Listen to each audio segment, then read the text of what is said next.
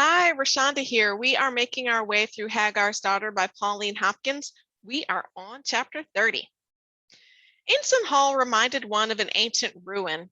The main body of the stately dwelling was standing, but scarcely a vestige of the once beautiful outbuildings remained. The cabins in the slave quarters stood like skeletons beneath the nodding leaves and beckoning arms of the grand old beeches. War and desolation had done their best to reduce the stately pile to a wreck. It bore, too, an uncanny reputation. The Negroes declared that the beautiful woods and the lovely avenues were haunted after nightfall. It had grown into a tradition that the ghost of Ellis Ensign walked, accompanied by a lady who bore an infant in her arms. Well, we have a good guess of who the lady with an infant in her arms is. The hall was in charge of an old negress known all over the country as Auntie Griffin. She was regarded with awe by both whites and blacks, being a reputed witch woman used to dealing and trafficking with evil spirits. Tall and raw-boned, she was a nightmare of horror. Wow, a nightmare of horror. Yikes. Tall and raw-boned, she was a nightmare of horror. Her body was bent and twisted by disease from its original height. Her protruding chin was sharp like a razor, and the sunken jaws told of toothless gums within. Her ebony skin was seamed by wrinkles, her eyes, yellow with age, like Hamlet's description of old men's eyes, purged thick amber and plum tree gum. The deformed hands were horny and toil-worn. Her dress was a garment which had the virtue of being clean, although its original texture had long since disappeared beneath a multitude of many-hued patches. Auntie Griffin only visited the village for supplies. She was uncongenial and taciturn.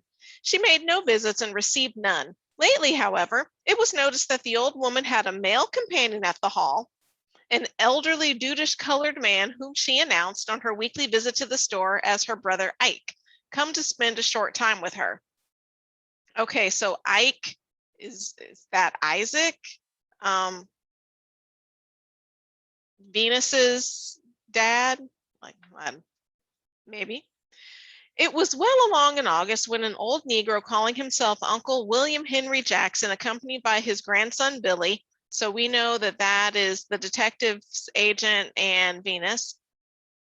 It was well along in August when an old Negro calling himself Uncle William Henry Jackson, accompanied by his grandson Billy, a sprightly lad, scarcely more than a boy, wandered into the village and took possession of one of the dilapidated antebellum huts, formerly the homes of slaves, many of which still adorn the outskirts of the little hamlet. Uncle William Henry claimed to be a former inhabitant who had belonged to a good old Southern family of wealth made extinct by the civil strife. The civil strife. Not the Civil War, the civil strife. The oldest resident, a negress of advanced age who was an authority on the genealogy of the settlement, claimed to remember him distinctly. Whereupon he was adopted into their warm hearts as a son of the soil and received the most hospitable treatment. In 2 weeks, he had settled down as a fixture of the place. The old man claimed to be a veteran of the late Civil War and that he was in receipt of a small pension which provided food for himself and his grandchild. Did Black people who fought in the Civil War receive pensions?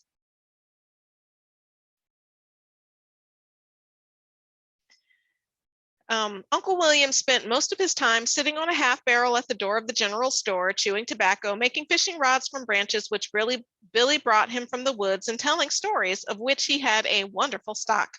The rods he turned out were really pieces of artistic work when they left his hands, and the owner of the store agreed to find a market for the goods.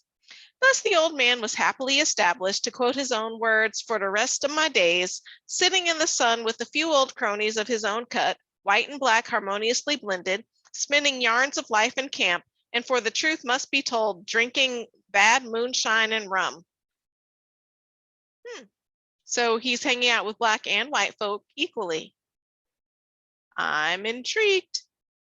And I'm also intrigued, like his use of dialect. Is it really the way this person actually speaks, or is it part of his act?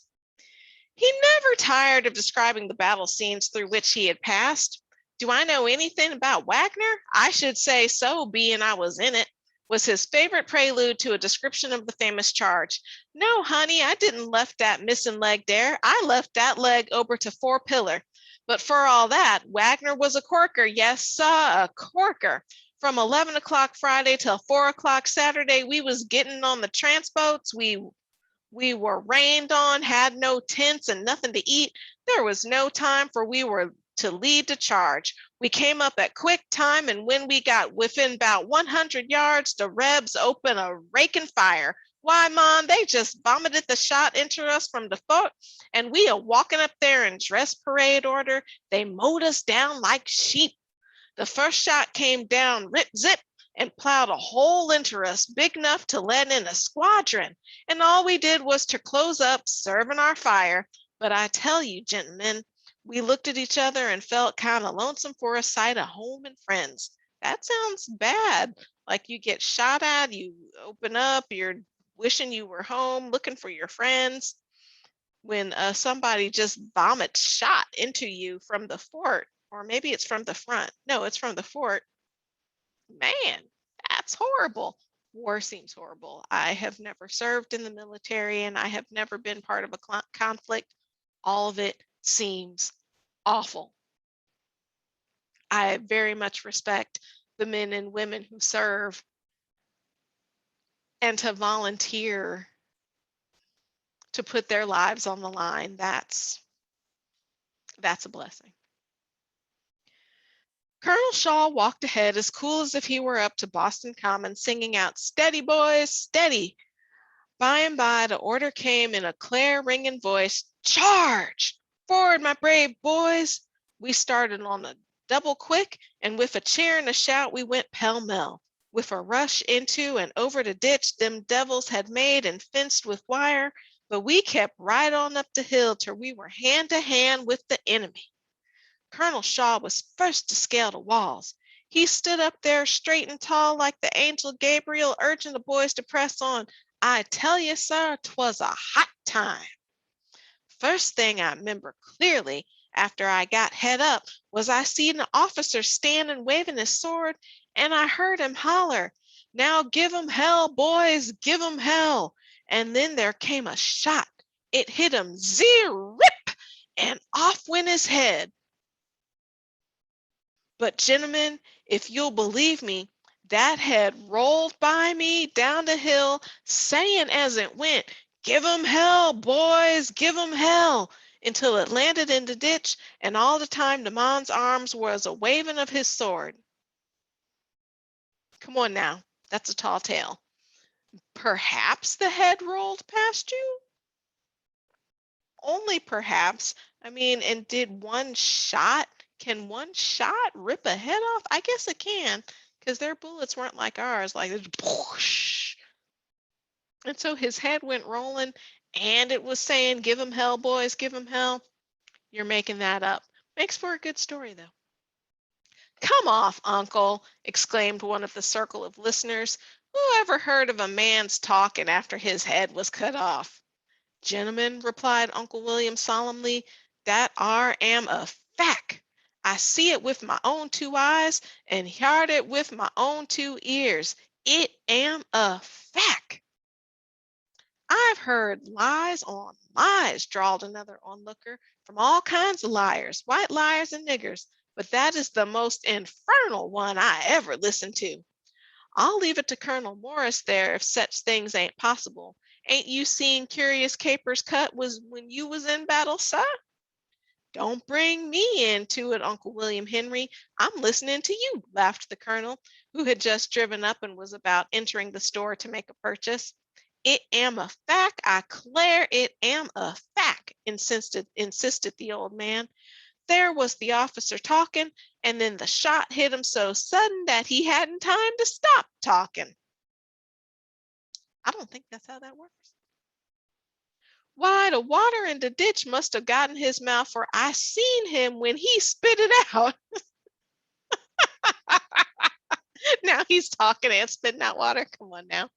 At this, there was a roar of laughter from the crowd, and the first speaker slapped Uncle William Henry on the back with a resounding blow. "That's a tough one for a professor, Uncle. I know you're dry. Come, have a drink." When they had all returned to their places, the old man resumed his narrative. "When I look again, Colonel Shaw was gone. The Johnnies had pulled him over the parapet down onto the stockades, and that was the last seen of as gallant a gentleman as ever lived. I tell you, Mon, when I seen that, I felt like a she wildcat. Okay, like a female wildcat that's like, "Rah!" All right. When I seen that, I felt like a she wildcat, and I just outfit a blind mule.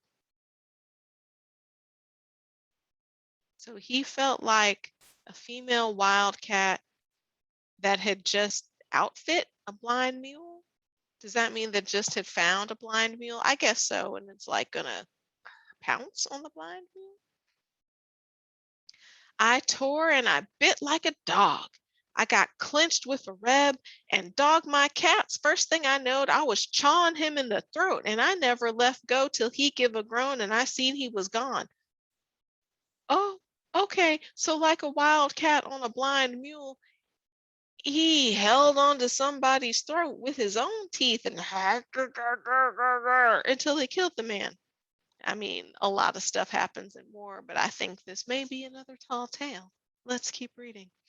Just then I seen 3 or 4 Johnnies running along the parapet toward me, shouting, "Surrender, you damn nigger!" I looked and seen that all about me they was clubbing, stabbing, and shooting our boys to death, and our men was fighting like devils themselves. Well, sir, when I seen them Mr. White men making for me, I just rolled down the hill to the ditch, and planting my gun bayonet down in the water, I leapt across to the other side. I was flying for show, you may believe, and first thing I heard was, "Halt! Who goes there?" It was the Provy Guard, a black North Carolina regiment stationed there to return stragglers to their posts. I sung out clear and loud, thinking I was suddenly all right then, "54th Massachusetts." But I felt the cold chills creep down my back when I heard the order, "Get a back of there, 54th." And every man's gun said, "Click, clack." You may believe, gentlemen, that I got back.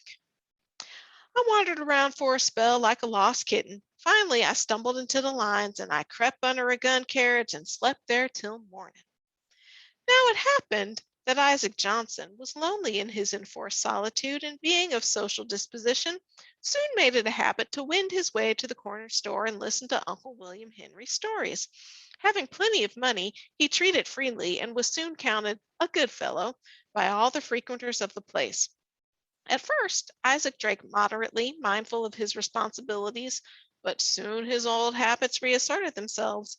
Moreover, Uncle William liked the social glass also, and finally the two became so intimate that they would wend their way to the hut in the woods where the latter had taken up his residence, and there enjoy to the full the contents of a galloon. That definitely says galloon jug. Galloon jug. I wonder if it means gallon, and it's like some sort of alternate spelling, or maybe a galloon jug is something that I am unfamiliar with. For those of you who know about galloon jugs, type it in the chat. And there enjoyed to the full the contents of a galloon jug which was concealed under a loose board in the floor. In short, Isaac got drunk, and losing all sense of caution, remained away from the hall 2 days and nights, hidden in the hut from prying eyes. The first time this happened, old William Henry recovered control of himself as soon as Isaac was locked in drunken slumber upon Billy's bed behind the curtains which divided the one room into sleeping apartments. Of course, because he's clearly not actually getting drunk. Aha! He went to the door then and waved a handkerchief 3 times, nailed it to the side of the hut, and retired. 10 minutes after this act, the lad Billy entered the woods which led to Ensign Hall. The path, though often ill-defined, was never quite obliterated, and he came at last to where the trees grew thinner and the hall was visible. Then he emerged upon the broad stretch of meadow, and crossing it was soon on the grounds. There he paused and looked cautiously about. Twilight was falling. The scene was wild and romantic. There was no sight nor sound of human beings. He passed the rusty gates and sped swiftly across the lawn to the shelter of bushes near the wide piazzas. He sank down in their shadow and waited. Nothing occurred to break the heavy silence. Not a human creature crossed the unkept grounds. The soft summer wind lazily stirred the grass growing in a rank luxuriance. The scene was desolate and depressing enough. So it continued for over an hour. Darkness finally succeeded the soft twilight. Then the lad reappeared and skirted the sides and front of the building carefully. Presently, he espied a wild honeysuckle that had climbed to the third story of the house and blended its tendrils gracefully with the branches of a giant sycamore that stretched its arms so near to the house that they tapped gently against the irons that barred a window high above its head. With the agility of a cat, we've been talking about cats a lot. And I kind of wanted to mention we've been talking about ghosts a lot too, like before this whole haunted thing, but ghosts have kind of been around, or like somebody's a spirit. We've got angels and demons, that whole sort of spiritual realm is happening. With the agility of a cat, the boy was quickly finding his way up to the window of the room where Jewel was allowed to exercise and breathe the sweet summer air from the woods and fields. A subdued light gleamed in the window behind the iron bars. Hush! What noise was that? It was the sound of voices in conversation. The lad ceased his climbing and rested, listening intently for a repetition of the sound. Again it came. First a sweet young voice that had a weary, despondent note, then, in answer, the tones of an aged Negro voice in the endeavor to comfort and encourage. The listener waited no longer, but rapidly mounted to the window just above his head, reached the lower end of the rusty iron bar which divided the broken casement into two, and drew himself up to the ledge and peered in. Then there's a break. Mr. Henson was aroused from slumber at midnight that night to receive an important telegram which read, "All okay, just as we thought. Come on and bag the game. To be continued." That was a lot of doing and a lot of yarn telling. So that was chapter 30 of Pauline Hopkins' Hagar's Daughter. Until next time.